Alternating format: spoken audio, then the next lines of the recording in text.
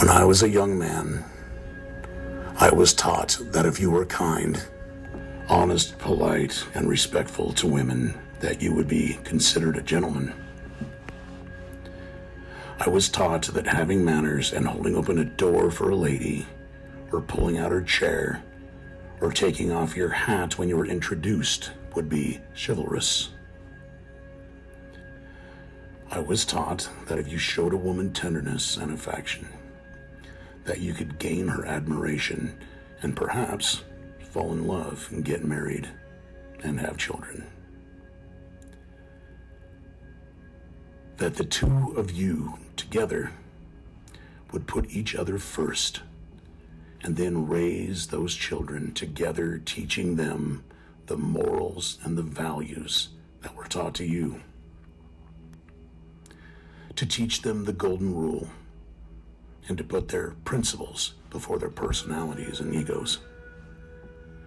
That someday they would carry those lessons to their own children. And I did what I was taught.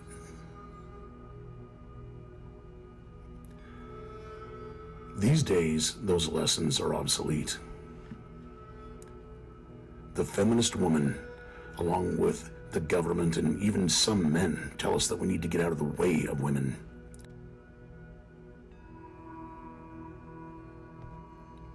That men are standing in the way of what women want to do. They need to step in and repair all the damage done due to the ills of the hated traditional man. I cannot fix the past. I am not to blame for the tragedies that these women say they've had to endure. No, I cannot go back in time and repair all of these supposed transgressions. What I can do is prepare for the future. I will teach my son about his future.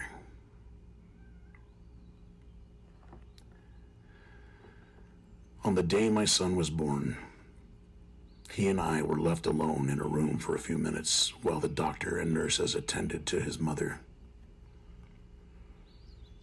He lay there quietly as I stared at him, pondering what my life had in store because of this tiny soul that lay helpless in front of me.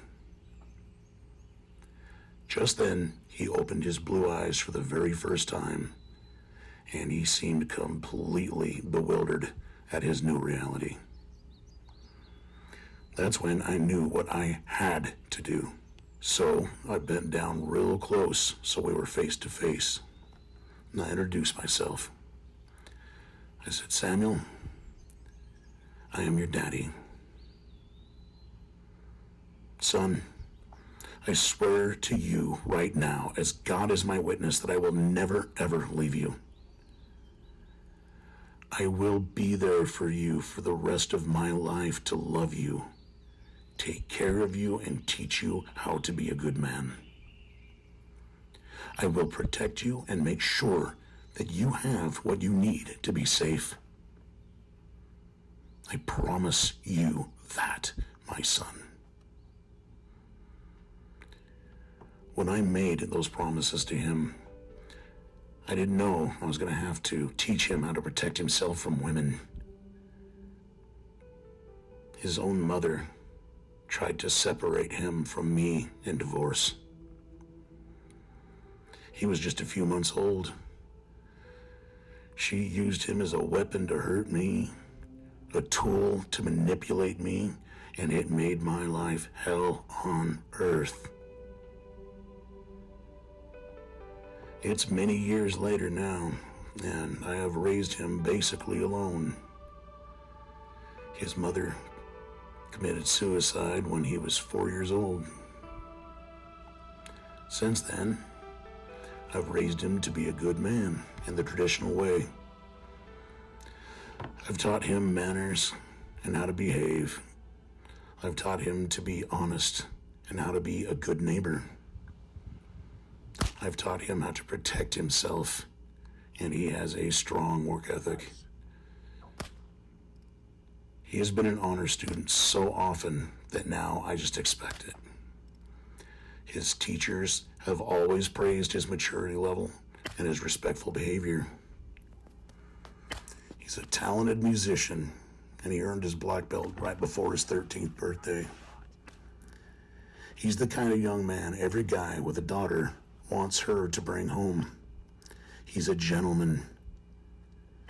I am very proud of my son. Now I have to teach him what can happen if he gets married. I've had so many of my friends that are damn good men, hard-working men that love their families, lose everything because their wives just decided that they no longer want to be married. They lost their children, house, possessions, retirement, their money, and were left behind, holding all the debt. These women left because they wanted a better man, better looking, better earner, more prestigious title or position. They just wanted more. Each of these women already had another man all lined up, never caring that they were hooking up with an immoral man who didn't mind having sex with someone else's wife. Who's worse, him or her? It's disgusting. And who's left to teach the children? How are all men not red-pilled already? It's more prevalent today that a man experience this kind of infidelity and divorce than ever before. It's becoming standard operating procedure for women to forsake their children's father while trying to destroy him on the way out. Why wouldn't I teach my son of the ills of marriage, that it's become a lie? Why wouldn't I tell him that signing that document legally binds him to this woman for all time? It puts the state in charge of his marriage by using statutes that were already in place before he was even born. He's been set up. All she has to do is pull that trigger. I've had to teach my son to be wary of women that will tell him they love him, that women will take him into their body to create a child that can be used against him in a court of law. I would like to see my son happy. I would like to have grandchildren. Now, I just don't know.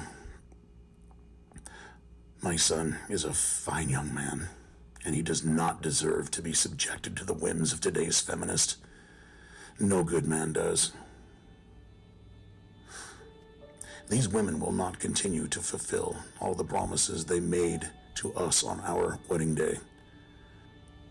But I will continue to fulfill all those promises I made to Samuel on the day he was born.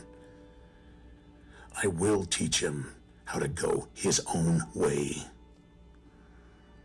This gentleman makes me happy.